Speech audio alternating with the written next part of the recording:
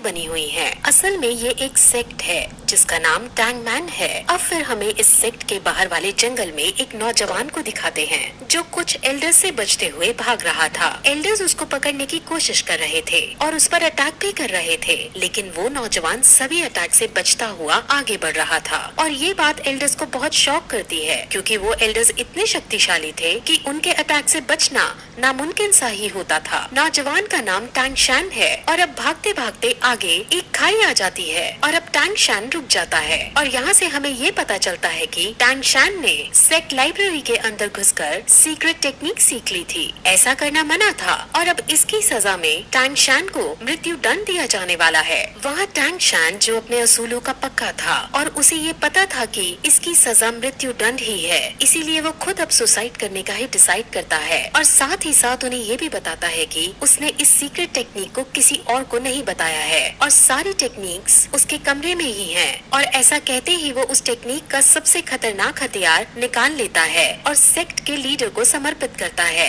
जिसके बाद वो अपने सारे कपड़े उतारता है, क्योंकि वो टैंग सेक्ट से लिया हुआ सब कुछ वापस लौटा देना चाहता था और फिर खुद खाई से नीचे कूद जाता है। तभी सेक्ट लीडर उसे मरने से बचाने की भी कोशिश करता है, लेकिन टैंग शैन अपने इरादे का पक्का था और वो खाई में गिरकर अपने आप को मार डालता है। उसके मरते ही उसकी आत्मा अलग अलग दुनियाओं को क्रॉस करते हुए पैरेलल यूनिवर्स में चली जाती है और वहाँ वो एक नवजात शिशु के रूप में जन्म लेता है और उसका नाम भी वहाँ टैंग शैन ही रखा जाता है। उसे अब अपने पहले जन्म की सारी बातें और सारी टेक्निक्स याद होती हैं, जिस वजह से वो बचपन से ही उन टेक्निक्स को पहाड़ के ऊपर जाकर प्रैक्टिस करता है। इस दुनिया के अंदर डाउलो कॉन्टिनेंट है। इस दुनिया के अंदर हर कोई 6 साल की उम्र में अपनी एक स्पेशल एबिलिटी एक्टिवेट करता है। इस एबिलिटी का नाम स्पिरिट सोल है और स्पिरिट सोल को हासिल करने के बाद लोगों के पास अलग अलग तरह की एबिलिटीज आ जाती हैं। एक दिन जब वो पहाड़ से टेक्निक करते हुए वापस आ रहा होता है तो उसे पता चलता है कि इसी साल नए बच्चों की एबिलिटी जगाने के लिए एक स्पिरिट मास्टर उनके गांव में आ रहे हैं। इस स्पिरिट मास्टर का नाम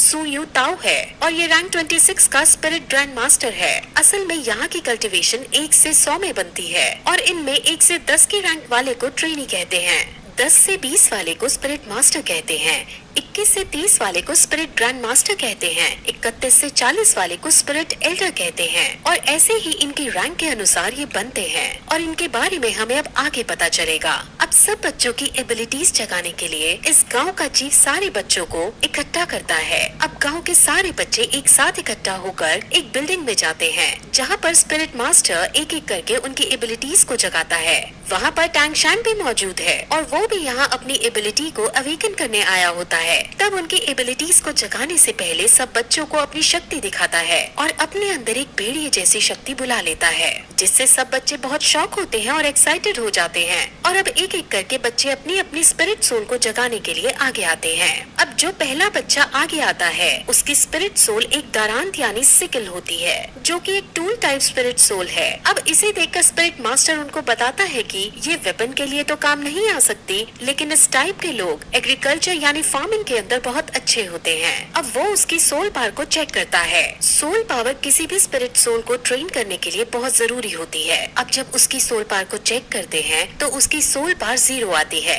जिसका मतलब वो अपनी स्पिरिट सोल को ट्रेन नहीं कर सकता और पूरा जीवन भर एक नॉर्मल इंसान ही रहेगा। ऐसा करते करते वो और भी बच्चों को चेक करता है, जिसमें ज्यादातर फार्मिंग स्किल्स की एबिलिटीज को रखने वाले बच्चे ही निकलते हैं। वहीं फिर एक लड़की अपनी सोल पावर चेक कराने आती है और उसकी स्पिरिट सोल एक ब्लू सिल्वर ग्रास की होती है। ब्लू सिल्वर ग्रास बहुत कॉमन ग्रास है और इसकी कोई स्पेशल एबिलिटी भी नहीं होती और इस टाइप के स्पिरिट सोल को सबसे बेकार स्पिरिट सोल माना जाता है और ये बहुत कमजोर होती है। अब इसके बाद हमारा मेन कैरेक्टर जिसका नाम टैंग शैन है वो आगे आता है और अपना सीधा हाथ बढ़ाकर कंसंट्रेट करता है और उसके हाथ से भी ब्लू सिल्वर ग्रास बाहर आती है, लेकिन तभी उसके उल्टे हाथ में भी कुछ होने लगता है और वहाँ पर हमें एक हथौड़ा दिखता है जिसे वो मुंह बंद करके छुपा लेता है। अब इसके बाद स्पिरिट मास्टर टैंग शैन की सोल पावर चेक करता है और उसकी सोल पावर 10th लेवल पर होती है और ये बहुत रेयर कंडीशन होती है। असल में जिन लोगों की सोल पावर अवेकनिंग के वक्त फुल यानी 10th लेवल की होती है तो उन्हें बॉर्न विद सोल पावर यानी कि इन्नेट सोल पावर का दर्जा दिया जाता है और ऐसे लोग बहुत ही काम के होते हैं। ऐसे लोग बहुत ताकतवर बनते हैं और लाइफ में बहुत आगे तक जाते हैं। अब स्पिरिट मास्टर उसे बताते हैं कि अवेकन होने के बाद सोल पावर की 10th लेवल से हाईएस्ट लेवल होती है, जिस पर अब टैंग शैन ये पूछता है कि क्या हम इसके आगे नहीं जा सकते,